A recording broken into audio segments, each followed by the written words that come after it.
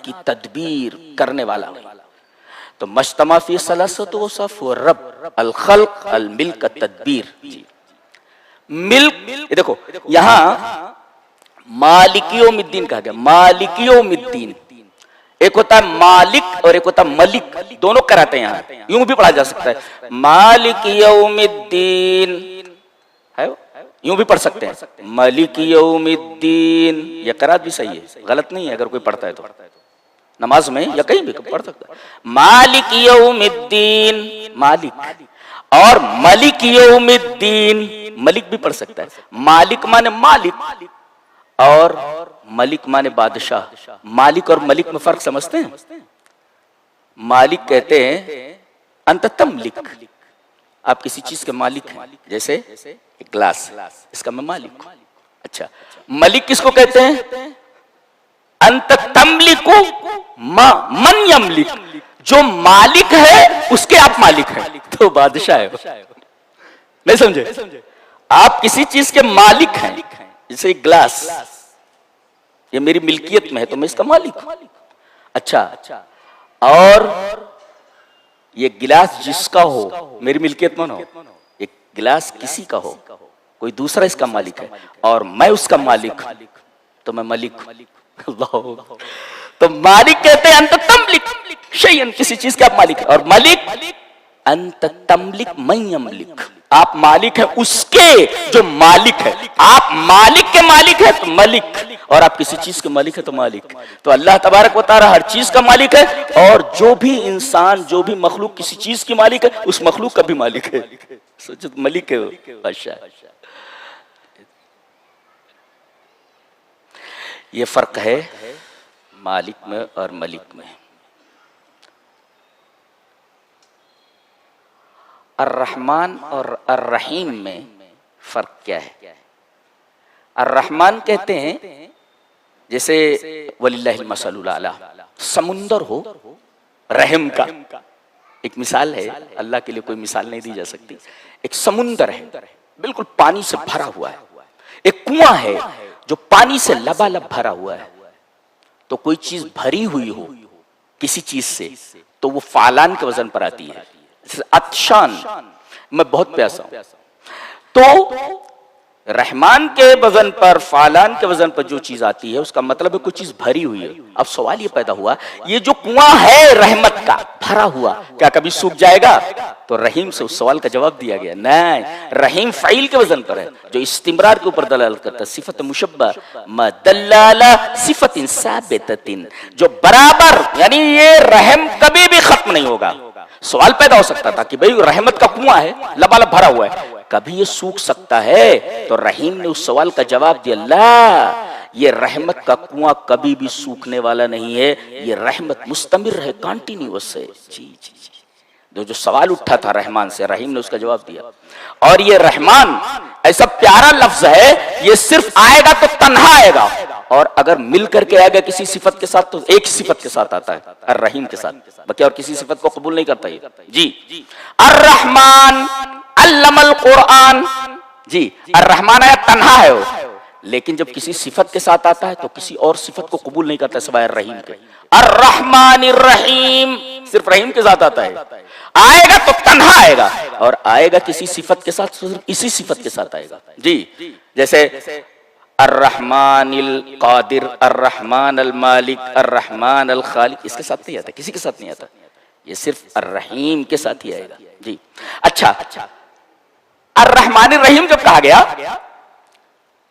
तो बंदे ने सोचा, आहा, अल्लाह इतना रहीम है, बेपाया और बेकरार रहम वाला है, और उसकी रहमत कभी खत्म होने वाली नहीं, तो फूल गया, फूल गया। अब इतना रहीम है तो बख्श दिया जाऊंगा। मालिक यौमिद्दीन कह करके उस गुब्बारे की हवा निकाल दी गई है। जी, रहमान रहीम से जो हवा भर गई थी, उस गुब्बारे की हवा निकाल दी गई है। मालिक यौमिद्दीन, बदले के दिन का मालिक है। जी, जो तुम कर रहे हो, तुम्हारे हर अमल का तुम्हें हिसाब किताब देना है, जवाबदेही करनी है। तो अर्रहमान रहीम से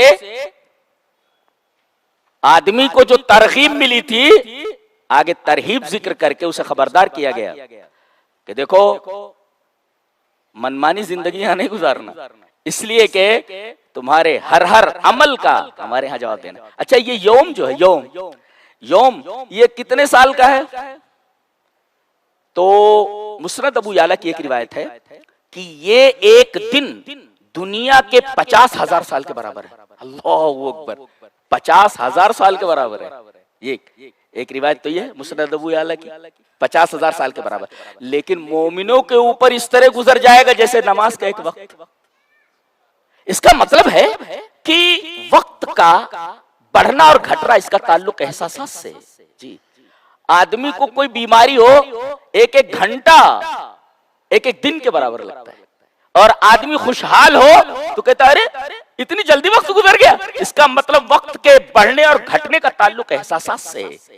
तो मुस्नद अबू याला की रिवायत है कि कयामत का जो दिन होगा वो 50,000 साल के बराबर होगा दुनिया के अय्याम के मुकाबले में, और मोमिनों के ऊपर इस तरह गुजर जाएगा जैसे नमाज का एक वक्त हो। ये बात मालूम। अच्छा, एक रिवायत और है, वो रिवायत है कि यदखुलुल फुकराउ अल जन्नत क़ब्लल अग़नियाई बिखम्सिमिअति आमिन निस्फ़ि यौमिन। ये देखो कि कयामत के दिन गरीब लोग जन्नत में अमीर लोगों से 500 साल पहले चले जाएंगे। 500 साल, अरे 5 दिन होता, 5 घंटा होता तो कुछ सोचने जैसी बात होती है। पैसे बना रहे हो बहुत ज्यादा, अल्लाह की राह में खर्च नहीं कर रहे हो, 500 साल में ही ठहरे रहो, और उसके बाद ये जो गरीब लोग हैं मजे कर रहे हैं जन्नत के अंदर।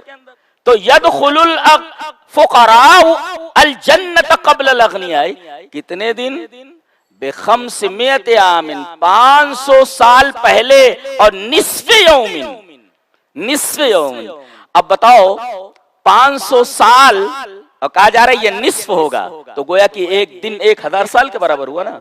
इसी वजह से एक आयत में है व इन्न यौमन इंदा रब्बिका कअल्फ़ सनतिन मिम्मा तउद्दून, कि तुम्हारे रब के नजदीक एक दिन, जिस दिन को तुम दुनिया में शुमार करते हो, 1000 दिन के बराबर एक दिन है।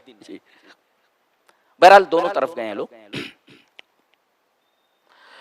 उसके बाद देखो, ऐसे था, तमाम तारीफ अल्लाह के लिए जो रब्बुल आलमीन है, जो बेपाया रहम करने वाला है, बहुत ही मेहरबान है, रहीम है, जो बदले के दिन का मालिक है। ये कलाम जो है गैबत में चल रहा है, गायब में, और डायरेक्ट कह दिया गया इय्याका नअबुदु, हम तेरी ही इबादत करते हैं। डायरेक्ट कलाम गैबत से तकल्लुम की तरफ फिर गया है।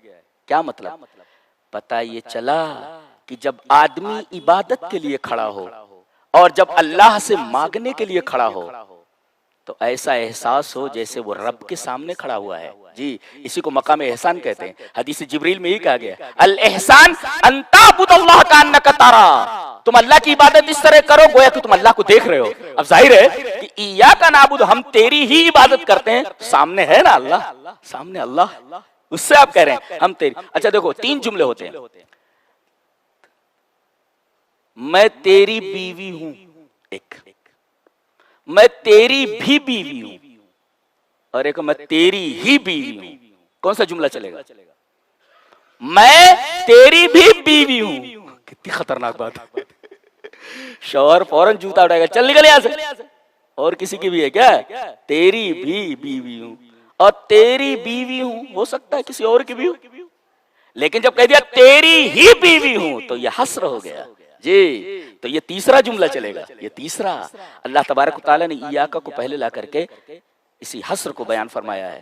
हम तेरी ही इबादत करते हैं, यानी तेरे अलावा किसी की इबादत नहीं करते। और ये कैसे कह रहे हैं आप? अल्लाह सामने है, बिल्कुल इय्याका, हम तेरी इबादत, अल्लाह से बोल रहे हैं आप, इय्याका नअबुदु।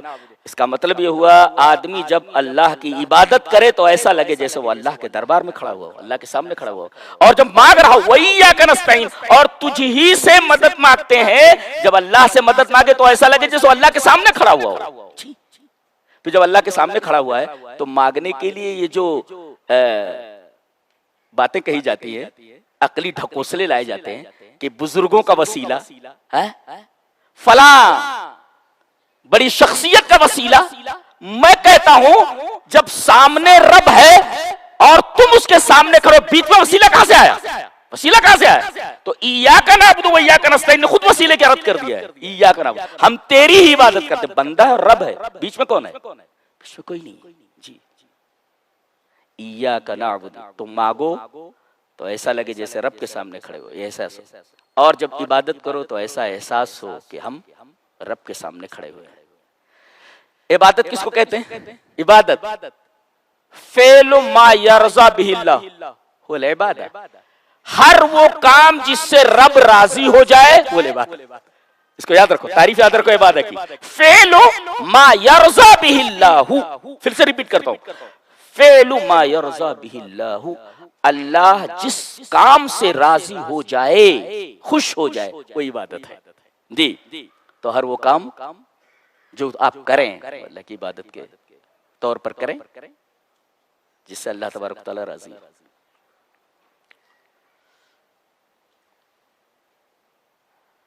उसके बाद कहा गया इहदिनस सिरातल मुस्तकीम, हिदायत की 4 किस्में हैं। अच्छा, अजीब बात यहां ये है, एक होता है हदैतुका इलत तरीक, इला के साथ, या देखो इला नहीं है, इहदिना इलस सिरातिल मुस्तकीम नहीं है, इहदिनस सिरातल मुस्तकीम, गौर करें। एक होता है हदैतुका इलस सिरातिल मुस्तकीम, सिराते मुस्तकीम की तरफ हिदायत। क्या मतलब? इसको कहते हैं हिदायत इरशाद। जैसे आपको सिकंदराबाद जाना है, स्टेशन जाना है, अब आपको मालूम नहीं कि जाना कैसे, तो आप पूछते हैं किसी आदमी से, भाई मुझे सिकंदराबाद स्टेशन जाना है, रेलवे स्टेशन जाना है। वो बोलता है यहाँ से यहाँ चले जाओ, फिर यहाँ से यहाँ चले जाओ, फिर इस तरीके से वो आप स्टेशन पर पहुंच जाएंगे। यह हिदायत इरशाद है। वहां इला आता है, लेकिन यहाँ इला नहीं है। बगैर इला के आए हदैतुका तरीक, बगैर इला के, तो मतलब ये होता है आप उसका हाथ पकड़ें, गाड़ी में बिठाएं और सीधे स्टेशन पर छोड़ दें। तो आप जब दुआ करते हैं इहदिनस सिरातल मुस्तकीम, मेरे रब मुझे सिर्फ रास्ता मत दिखा, मैं भटक सकता हूं। Subscribe now and press the bell icon. Never miss an update.